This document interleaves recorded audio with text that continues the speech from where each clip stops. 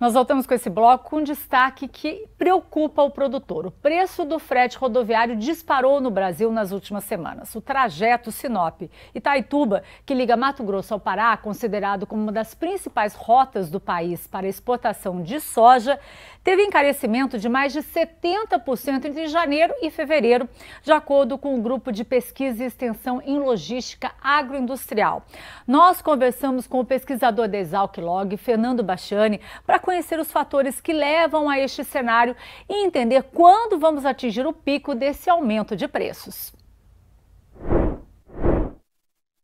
Então existem, vários fatores que vêm influenciando, tá, a formação de preço do frete nessa safra.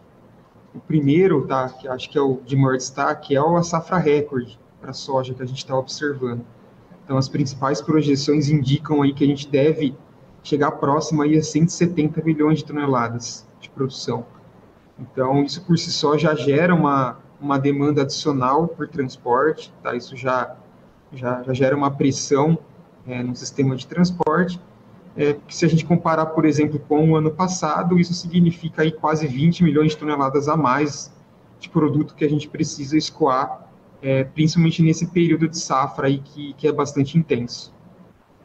Aí um segundo fator, que também diverge muito do que a gente viu no ano passado, é a própria evolução da safra. Se a gente lembrar, o Mato Grosso ele começou a safra bastante atrasado na colheita, tá? E à medida que a gente chegou agora em fevereiro, evoluiu muito rápido, tá? Em contrapartida, outros estados que geralmente colhem em um período posterior tiveram um adiantamento. Tá? Então, o Mato Grosso ele atrasou, os outros estados adiantou um pouquinho, tá? Alguns mais, outros menos. Tá? Isso provocou bastante concentração das atividades de colheita. Tá? Então, isso também gerou uma grande competição entre os próprios estados produtores ali que precisavam atrair veículos ali para as atividades de colheita. Então, isso também foi um dos fatores que causou essa grande disparada aí no preço do frete no Brasil. Tá? Adicionalmente, a gente tem o combustível, né? Então, se a gente lembrar lá no começo de fevereiro, a Petrobras anunciou um reajuste de 22 centavos no preço nas refinarias. Isso, consequentemente, impacta no preço nas bombas. A gente já viu um aumento aí na casa de uns 8%, 10% nas bombas. Então, a média Brasil ali que estava na casa dos 6,5, 6,8, já ultrapassa os 6,50. Então, isso também gera uma pressão no preço do frete. Obviamente, numa porcentagem bem menor do que um fator de demanda, por exemplo. Então, mas, com certeza, isso acaba influenciando na hora de precificar, porque o caminhoneiro, o transportador, tem um aumento de custo. Tá? Então, é um outro fator que também a gente está observando certo impacto aí no mercado. Mato Grosso, ele de fato, por ser o estado que mais produz soja hoje no Brasil, ele acaba puxando bastante essa demanda por transporte, né?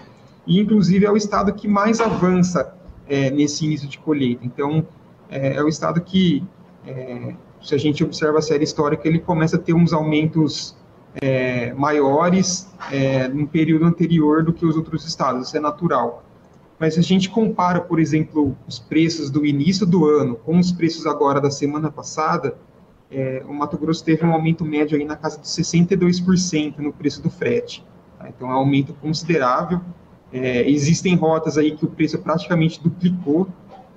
A gente pega como exemplo aí Sorriso e Itaituba, que é uma das rotas hoje mais importantes aí para exportação de grãos no Brasil.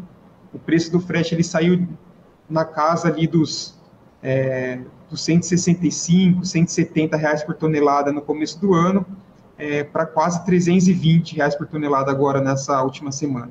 Tá? Então, é um aumento aí de mais de 70%. Com certeza, o estado aí que mais vem puxando aí esses aumentos de preço de frete. Mas, como eu falei, com a colheita concentrada, acaba sendo um comportamento meio geral, tá? Então, se a gente pega, por exemplo, os próprios estados ali da fronteira agrícola, né, Mato Piba, são estados que geralmente colhem mais depois, e a gente vê que esse ano o preço do frete está subindo bastante já nesse começo de safra. Tá?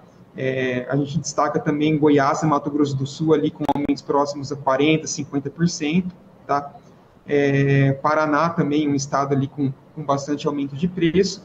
E só o Rio Grande do Sul que ainda tem um início um pouco mais tímido, tá? Com aumentos aí de 10% na média, mas a tendência é que com a continuidade da safra nas próximas semanas, que também tenha novos reajustes. A gente tem ainda mais da metade da safra para ser colhida. Obviamente, a pressão inicial de frete já passou, tá? Então a gente deve ter alguns aumentos pontuais ainda, mas a gente já observa algumas praças com instabilidade de preço, tá? Principalmente no Mato Grosso, que já está com a safra mais avançada. Então a gente já vê preço caminhar um pouco mais numa estabilidade, mas deve permanecer ainda bastante elevado nessas próximas 2, 3 semanas, tá? Agora, quando a gente pega, por exemplo, estados que a safra deve avançar com mais intensidade, como, por exemplo, a Bahia, o próprio Rio Grande do Sul, que eu comentei, são estados que ainda a gente deve ter aumentos de preço para as próximas semanas, tá? Mas, assim, a nível Brasil, assim, a gente já começa a ver certa estabilidade, tá, na formação do preço do frete. Ano passado, aí, o final do ano, o começo dessa safra foi um ano bastante conturbado nessa relação das tradings com a ferrovia, com a precificação dos contratos aí de take or pay, que a gente chama. Então, se a gente pega, por exemplo, o ano passado, anos em que teve uma quebra de safra, que o preço do frete caiu bastante, tá? Se a gente compara com 2023, por exemplo, e o preço do frete ferroviário, ele foi precificado lá no rodoviário de 23, tá? Então, a gente viu bastante quebra de contrato de take or pay por conta dessa queda no preço do frete rodoviário, consequentemente ganhou um pouco de competitividade, tá? E o que a gente observa como reflexo nesse ano é que as trades elas estão se expondo menos, tá, aos contratos com a ferrovia. Obviamente, por a gente depender muito do caminhão, a ferrovia vai continuar sendo utilizada, principalmente por ser uma safra recorde, tá? Mas a gente percebe uma menor exposição aos contratos ferroviários. E à medida em que o frete rodoviário volta a subir com grande intensidade, tá, a gente observa o retorno dessas contratações via modal ferroviário, mais uma modalidade spot esse ano, tá? Então, assim, com certeza o modal ferroviário volta a ganhar força, principalmente após esse período conturbado que a gente teve no ano passado. Então, sim, o modal ferroviário deve ganhar um pouco de força, mas com essas ressalvas que eu comentei aí do ano passado.